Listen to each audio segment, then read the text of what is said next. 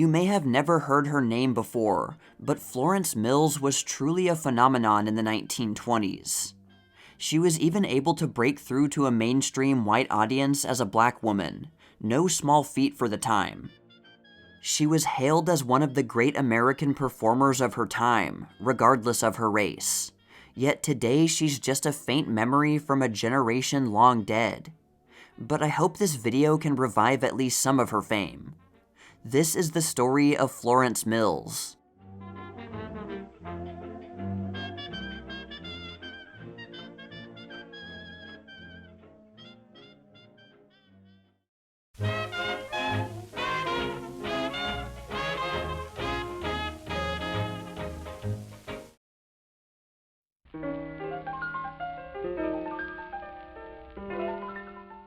Born Florence Winfrey on January 25, 1896 in Washington, D.C., she got an early start in singing. As a toddler, she sang to women who would give her money. In fact, she made more doing that than her mother did washing clothes.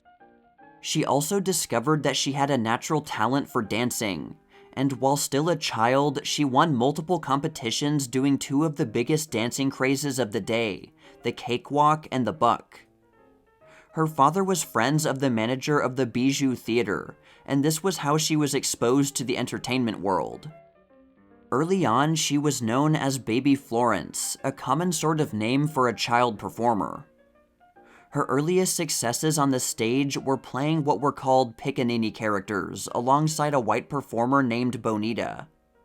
Basically, this was a racially stereotyped stock character. Her first known brush with discrimination happened on the day she was set to perform at a theater. Her black friends came to see her, but they weren't allowed in because it was a whites-only theater. Florence refused to perform unless her friends were allowed in, and they eventually were.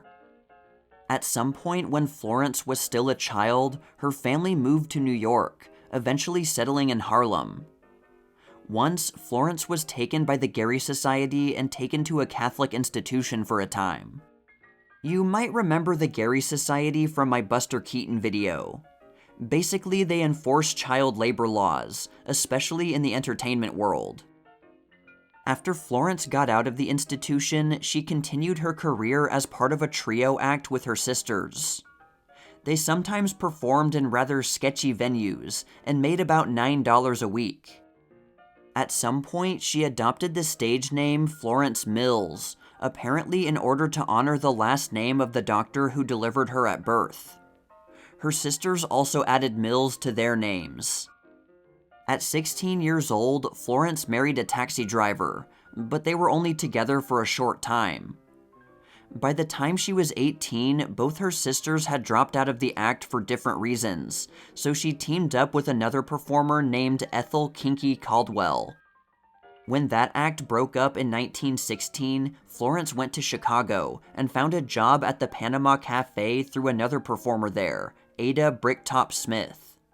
The two of them were then paired up with another woman, Cora Green, to form the Panama Trio. With this act, Florence sang, danced, and did male impersonations. While the act was popular, the club was shut down after a stabbing gave authorities a reason to close up what they regarded as a seamy establishment. So, once again, Florence needed to find another act, and she did. The Tennessee 10, conducted by Ulysses Slow Kid Thompson. The Tennessee 10 was what is now a forgotten kind of act. They were a jazz band for the stage. Black jazz musicians wouldn't be put on records for years to come, so this early world of black jazz is not well recorded. Florence and Thompson quickly became fond of each other. The problem was that Thompson was still legally married. He and his wife were separated, and she already had a new man, but he and Florence had to hold off getting married for a while.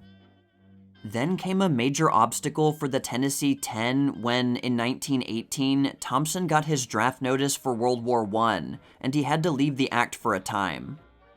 And while the band continued on, Florence left to reform the Panama Trio with Cora Green and a replacement for Bricktop Smith. In 1919, they did a big Western tour on the Pantages theater circuit through Minnesota, Manitoba, Saskatchewan, Montana, British Columbia, Washington, and California. As the 1920s began, Florence had just finished the tour, visited friends and family in Harlem, and then rejoined the Tennessee Ten after Ulysses had come back. They quickly got a long-term gig in New York with a 2-act summer burlesque show called Folly Town, which was part of an effort to clean up burlesque's reputation. After 2 months in New York, it also toured to various cities through to 1921. Florence, while not usually named, was a highlight of the show. Variety reported in May 1920 that the dancing portion of its performance was a showstopper. Also in 1921, Florence convinced Ulysses to go to Chicago to get an official divorce from his estranged wife. But when he got there, he was arrested for not paying support to his wife. He said that was because he hadn't known where she was. But in the end, he got out of jail and got the divorce. So upon his return to New York, he and Florence went to the courthouse to get married, but couldn't afford a honeymoon.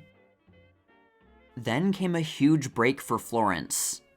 The show Shuffle Along was still going strong on Broadway when the lead, Gertrude Saunders, left for a more lucrative offer. Ulysses and Bricktop Smith convinced Noble Sissel, who wrote the lyrics for the show, to try Florence out as Saunders' replacement. He reluctantly agreed to watch her try out, thinking that, as a ballad singer, she couldn't handle the more bluesy songs in Shuffle Along. But after seeing and hearing her, he signed her on at $125 a week, starting in either August or September 1921. The one biography about her says that Florence was instantly a hit, even surpassing Saunders in popularity in the role, using mainly recollections from others in the entertainment world at the time. But I looked through Variety and other theater publications from the time, and I couldn't find much about her at all. All I can confirm for certain is that the show continued to be pretty successful after Florence had joined it. And it's important to note that she herself went on record saying that it was her breakthrough role. It's also certain that Florence didn't try to imitate Saunders, but brought her own style to the role. And it's apparent from later performances that she could sing the jazzy and bluesy songs and Shuffle Along about as well as the emotional ballads she had specialized in. Regardless of how much further popularity Florence brought to the show, it gave her more exposure in the world of show business, and it gave her credibility in Black America, because Shuffle Along was uniquely written and performed by Black people. It has become legendary for really helping to break the color barrier on Broadway. And although some of the material might be considered offensive today, it was definitely a step in the right direction. While she was still doing Shuffle Along, Florence signed on to another show in January 1922 with manager Lou Leslie at the Plantation Room, a nightclub located in the Winter Garden Theater building. This act was called the Plantation Review and featured the Jazz Hounds, famous for having been the backing band for Mamie Smith, though the name was changed and a new leader, Will Vaudeville, was appointed. For a while, Florence's schedule was truly rigorous. She did 2 performances of Shuffle Along every day, then a performance at the Plantation Room each night, not to mention rehearsals and sporadic one-off performances on top of that. In April, she switched over to the Plantation Room full-time, upping her salary to $500 a week. The Plantation Room was a pretty small place, with only 225 seats, though only had a $2 cover charge, and the show ran about 45 to 50 minutes. Variety described her singing in the Plantation Review like this: "She does a couple of blues in the review in that bearish way of hers, and no other singer, white or colored, has been able to give the same earnestness to it." When the review did some outside performances in New York, Florence was billed as Society's Fad and the World's Greatest Colored Entertainer by Lou Leslie. She would sing songs like That Kind of a Man, Some Sunny Day, Sweet Man of Mine, and It Breaks My Heart to Give It Away, and was sometimes accompanied by a small group of Dixie vamps. One account had an overview of some of the stars of the show, writing, "When Florence Mills sings and dances, you think of the Marquesan girls Frederick O'Brien writes about. When U.S. Thompson begins to throw himself around the stage, you know that he, like Erwin Russell's champion dancer of the quarters, is his own cousin to the jumpin' jack. When the Plantation Quartet sings, you have harmony for your hungry ears. When Will Vaudeville's Plantation Orchestra plays, you want to push the chair back and begin to dance." Another account from July 1922 cites one number as the biggest crowd pleaser, writing, "The hit of the show, as with the review when at the Plantation, was supplied in Hawaiian Night in Dixieland. Miss Mills and her vamps got everything there was out of the number. The house insisted and received encores aplenty. It was not the song so much as the caperings of the Big Little Six chorus. The gals may have gone a bit further in their wiggling than usual. That and the slapping of the loins was the thing the house liked. And those dusky vamps did look good in the costumes of black net and silver, with the lighting just right for the bare, browned thighs." By early 1923, there were plans to take the Plantation Review troupe over to England, with Florence to get $500 per night. On the ship they took to get there, white passengers made a fuss about having to be around the black performers, so the ship's officials hastily segregated the dining area. But after that unpleasantness, the troupe just wanted to get on with the show. The show put on in England, titled Dover Street to Dixie, incorporated parts of the Plantation Review show. The first half consisted of a white English troupe headed by Stanley Lupino, and the second half featured the Plantation troupe. From reports, the first half was much weaker than the second half. The premiere in London ended on a confusing note. As reported in Variety, at the conclusion of the performance, the pit started booing, but it was impossible to determine whether it was intended for the colored artist's entire entertainment or first part. The pit generously applauded throughout the second half. On her triumphant return from the England engagements, Florence didn't rest for long before appearing with the Greenwich Village Follies of 1923 in September. This was truly the big time for someone in Florence's position. Black performers rarely ever got a big part in these mainstream white shows. Burt Williams was the exception. And since his death the previous year, it seemed that Florence was set to take the torch of the preeminent black performer. She was dubbed by the black press as the Queen of Jazz, though she didn't agree with that title, just like how Paul Whiteman didn't agree with his title of the King of Jazz. Her jazz baby equivalent was Josephine Baker, and there was a clear difference between the two. Florence did sing some jazz tunes, but she was more known for her treatment of popular music and ballads, in the same way that Whiteman's band had a much larger variety of styles than jazz. As 1924 rolled around, Florence and Ulysses were living in their own home in Harlem, and her mother lived on the first floor.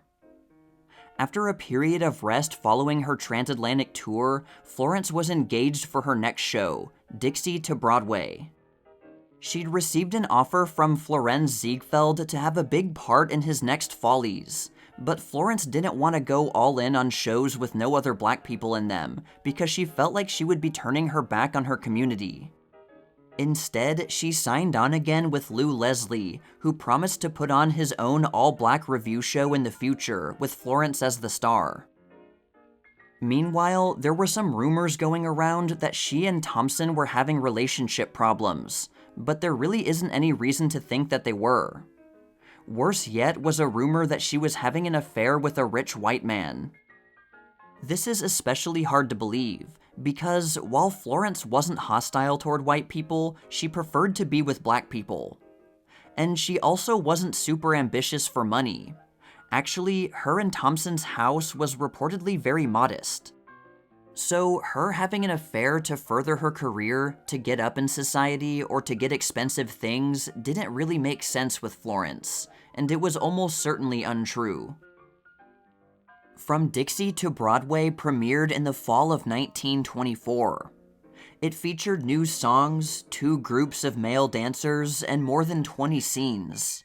And it also produced Florence's signature song, I'm a Little Blackbird Looking for a Bluebird, which was about racial tolerance. It was a pretty progressive show overall, with one writer applauding the relative lack of stereotypes, saying, "The usual routine for an all-colored show has been extreme exaggeration, a ridicule of the colored race as a means of getting whites to laugh, seemingly justified because done by Negroes." Although limited by the producer's obvious economy in the matter of adequate settings, the show is thoroughly well done by a good company. It is a credit to the colored race, rather than a ridicule. Reviewers agreed that there was a lack of good comedy, and that the songs weren't as memorable as the ones in the previous show. In December, Florence went to a recording session to try and make records of 2 songs from the show, I'm a Little Blackbird and Dixie Dreams. But her high-pitched, soft voice didn't record well on the acoustic recording equipment, so the records were scrapped, and the masters have since disappeared. After Dixie to Broadway closed in January 1925, Florence had the honor of headlining at the 2 most important vaudeville theaters at the time, the Hippodrome and the Palace Theater in New York. A thorough account of the Hippodrome act clocked it in at 26 minutes and described it like this: "Big-time vaudeville has not offered a colored production turn such as this in many seasons, and none before has had the added flash of so good a stage band. Dixie closed its season Saturday, the turn coming out of the show made up of the show's numbers. For the road, Will Vaudrey's orchestra was in the pit. On the stage, it sounded even better. Vaudrey's bunch is happy in the possession of such a blues trumpeter as Johnny Dunn. That boy sure does things with the cornet. Miss Mills opened with Back to Dixie, the start-off number 2 in the review proper. Following a band bit, she returned with 8 hot-stepping and very light tan choristers, also out of the Dixie show. They gave the vamp number and did it pretty. The Pride of Harlem's next appearance had her doing I'm a Little Blackbird Looking for a Bluebird, and it was called back for several encores. The finale brought the chorus on again with Miss Mills for a variation on Bambula, also a scoring number in the Dixie show, and the gals performed some mean Charleston. During one costume change, Johnny Knit, the brown-skinned dancer with the pearly teeth, hoofed so nicely he could not escape applause. There is no reason why the Mills turn should not get the best of the big-time bookings, for it is understood the salary is not exorbitant. A shorter description of her palace act said that, "Miss Mills carries the Vaudrey band of 12. She herself does the usual range from ballads to Zulus, and it is too late now to more than repeat for the record that she is an artist, a personality, and in her way of handling an audience, a genius." It might be worth it to stop for a minute and talk about what exactly Florence was like when performing. She had many talents. She could sing blues, jazz, and ballads. She could dance, and she was especially known for her comedy. One of her greatest strengths, according to many reports, was her ability to control an audience. One observer said that, "Her control over an audience was so superb that at times it seemed almost supernatural. She not only had that ability to inspire tumultuous outbursts of applause, she also had that greater ability which compels an audience to sit in raptured silence." Her most commented on physical feature was her eyes, which were big and easily noticed. Her image was pretty clean. She sometimes did risque things that certain people thought she shouldn't do, but she wasn't really going for sexy or glamorous, but more like elegant. Her singing voice was also described as unique, high-pitched, and somewhat delicate. It was often compared to the sound of a bird, which fit right in with her association with blackbirds. Haywood Broun of the New York World described her singing style like this: She does not precisely sing, but she makes strange high noises which seem to fit in somehow with a rapid-fire sort of culture. James Weldon Johnson said that the upper range of her voice was full of bubbling, bell-like, bird-like tones.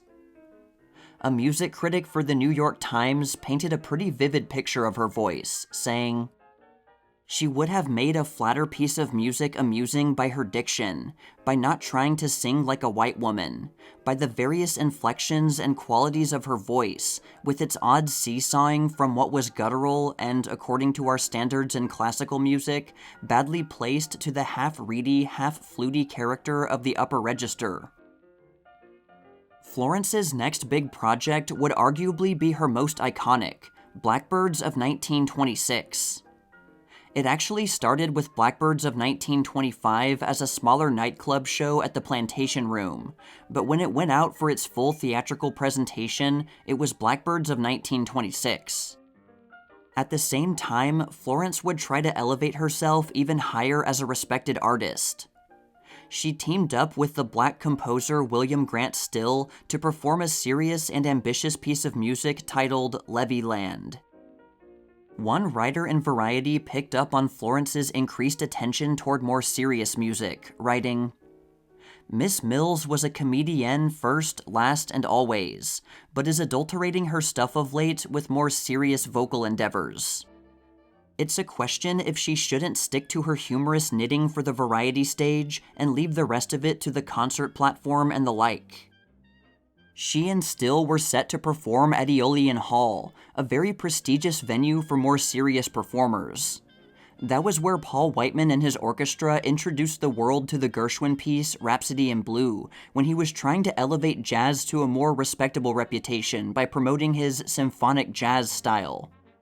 This performance was planned far in advance, leading one writer to despair over an apparent mismatch between Blackbirds and the Aeolian Hall show, writing, "With all of the world open to her and her Aeolian ambition most laudable, here she is leading a cooch dance, dressed as naked as the chorus girls are.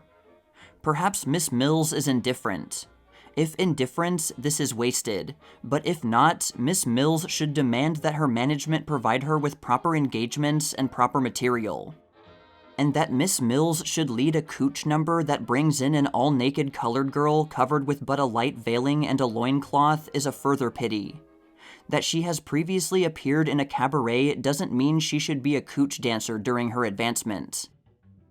The writer also mentioned that in Blackbirds she was singing fast, harsh songs that will use up her voice more quickly than anything else could in the smoke-laden atmosphere of a cabaret playing twice nightly. In early 1926, Florence was still practicing intensely for her Aeolian Hall performance. The compositions were more complex than anything she had ever done before. She couldn't read music, so she had to memorize all her cues and everything. The rehearsals were also not with the full orchestra, so she couldn't get an exact feel on how the real performance would actually sound before she did it. The big day came on January 24th, 1926, and it went off without a hitch. A brief report on her parts went as follows. Miss Mills is herself. She is inimitable in her method of vocalization, and wisely enough, she is not fazed by the venerable confines of Aeolian Hall. A temptation might be to strive for finish in her singing, but she hey-heyed in individual style, and they loved it. After her triumph, Florence had worked 87 of the past 90 weeks, and she had to take a rest. But soon enough, she was back to work doing Blackbirds of 1926 at the Alhambra Theater in Harlem. In May, she and the troupe went across the Atlantic again, this time to Paris. At that time, Paris was a popular place especially for Black Americans who could get there, because they didn't experience the visceral racism that they did back in their home country. Ada Bricktop Smith had gone there a couple years before, and Josephine Baker had recently gone to Paris herself to escape racism, and had become a big hit there. The first Blackbirds performance on May 27th was 2.5 hours long, and was reported as the fastest show ever seen in Paris. A unique feature of this act was that Florence did some of it in French, though she had to memorize the lines phonetically since she didn't actually speak French. When it came time for the troupe to be replaced by Paul Whiteman's orchestra, Blackbirds was so popular that a deal was worked out where it would alternate nights with Whiteman. This meant that the two hottest American acts were switching off at the same venue. By this time, Florence had many famous fans, such as composer Constance Lambert, dancer Irene Castle, and the Prince of Wales. Blackbirds went to Ostend, Belgium, then returned to Paris for more performances, then went to London, where it had another brief encounter with discrimination. The orchestra at the London Pavilion expressed displeasure at the idea of playing with black performers. While she was in Europe, Florence was more outspoken about the issue of racial prejudice and promoted the NAACP. While in London, Florence also had a habit of secretly going out in a car with a driver and having the driver hand out flowers, fruits, and other treats to hospitals. Then they would go out to the embankment along the Thames, and she would have either the driver or her husband hand out money to the destitute down-and-outs of London. This was all done so secretly that, aside from a few individuals, it wasn't even known about until after her death. Florence wasn't performative about her acts of charity, she just did it because she wanted to. After a productive and eventful year, Florence took a much-needed break for Christmas. She had been so in demand for Blackbirds that she was in a lot of the scenes, while most other performers only had a few. Not to mention that she had strained herself preparing for the Aeolian Hall performance earlier that year. In April 1927, Blackbirds finished its 250th performance.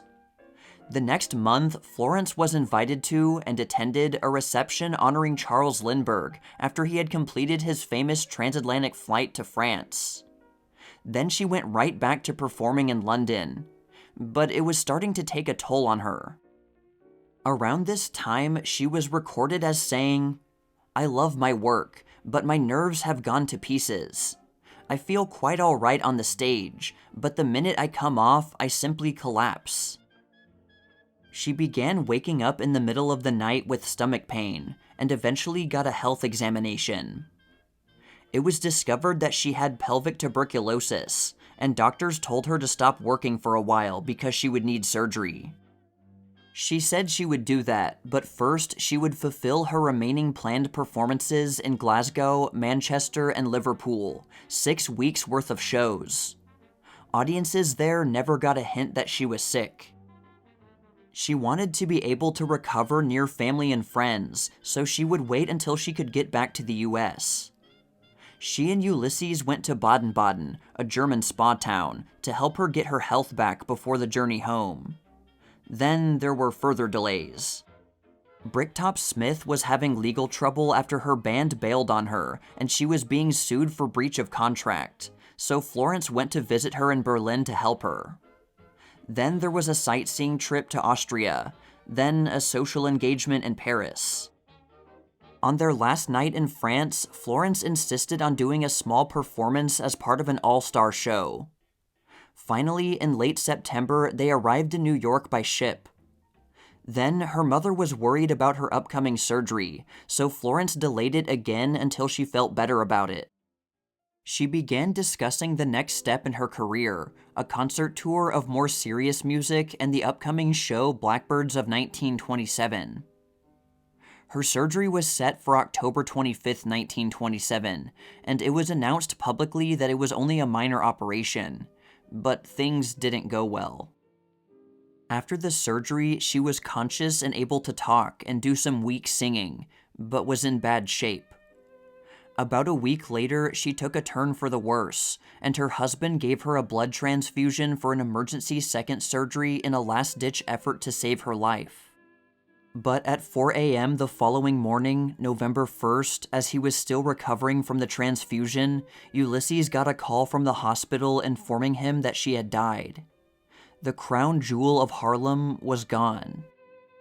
In the end, it was Florence's intense work ethic and repeated postponement of her surgery for the sake of her audience, her friends, and her family that led to her death. By the time she finally got the surgery, the tuberculosis was too advanced that even with treatment, it was likely her health would have further declined regardless. The public was shocked at the news of her death. After all, they had been told it was only a minor operation, not a life-threatening situation. Her casket was open to public viewing for 5 days, with perhaps as many as 100,000 people of all colors coming to pay their last respects.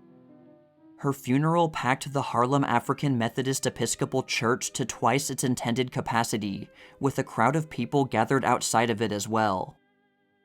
Red Cross nurses were on hand to assist people who fainted, whether from the emotional impact, the stifling heat, or more likely, a combination of both. An estimated 150,000 to 200,000 people were on hand to see her coffin moved into and out of the church. And the sighting of a flock of blackbirds was seen as a sign of Florence's spiritual presence.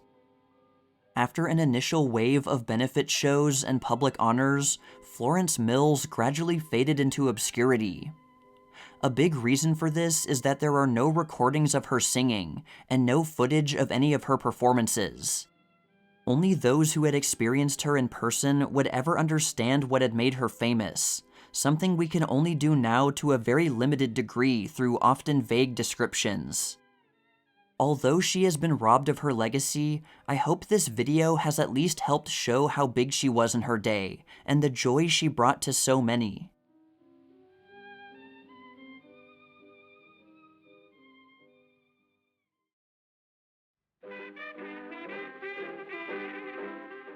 I really hope you enjoyed this video, and I hope I brought a little more life to Florence's story than just stating her career timeline, though that was sometimes hard to do.